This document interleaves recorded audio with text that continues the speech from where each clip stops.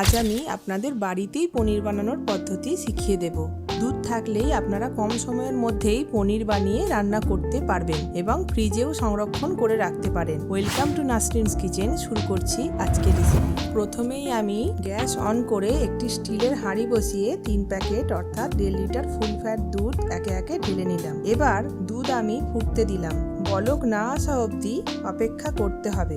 দুধ ফুটতে শুরু করলেই আঁচ কমিয়ে দিতে হবে এবং ধীরে ধীরে লেবুর রস বা ভিনিগার মেশাতে হবে। আমি দুটো বড় সাইজের পাতিলেবুর রস বের করে নিয়ে ছাঁকনির সাহায্যে ছেঁকে দুধের মধ্যে দিয়ে দিলাম এবং একটি স্প্যাচুলা দিয়ে নাড়তে হবে। কিছুক্ষণের মধ্যেই দুধ ফেটে গিয়ে সবুজ জল ও ছানা আলাদা হয়ে যাবে। এবার গ্যাস বন্ধ করে দিতে হবে। একটি পাত্রের ওপর সুতির কাপড় রেখে ফেটে যাওয়া দুধটি ঢেলে দিতে হবে। এর ফলে ছানা কাপড়ের মধ্যেই থেকে যাবে এবং জলীয় অংশটি নিচে পড়ে যাবে। এবার কাপড়ে বাঁধা ছানা ঠান্ডা জলের মধ্যে ডুবিয়ে দিচ্ছি যাতে লেবুর রসের টক ভাবটা চলে যায় এবং পনির নরম থাকে। সুতির কাপড়টি চারিদিক দিয়ে ভালো করে বেঁধে নিয়ে হাতে চাপ দিয়ে অতিরিক্ত জল বের করে নিচ্ছি এবং কাপড়ে বাঁধা ছানাটি সমতলে রেখে আমি একটি জল ভর্তি প্রেসার কুকার তার উপর বসিয়ে দিলাম। এইভাবে 1 ঘন্টা রেখে দিয়েছি।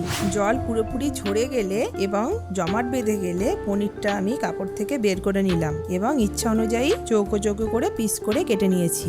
আপনারা আপনাদের পছন্দ অনুযায়ী পিস করতে পারেন। ঘরোয়াভাবে পনির বাড়িতে বানালে এটির পিওরিটি নিয়ে কোনো সন্দেহই থাকে না এবং অনেক পরিষ্কার পরিচ্ছন্নভাবে তৈরি করা হয়। বাচ্চা থেকে বড় সকলকেই খাইয়েও তৃপ্তি পাওয়া যায়। আপনারা অবশ্যই এটি বাড়িতে ট্রাই করবেন। আমার রেসিপি ভালো লাগলে চ্যানেলটি ফলো করে এগিয়ে নিয়ে যাবেন। আজকের মতো শেষ করছি। ধন্যবাদ।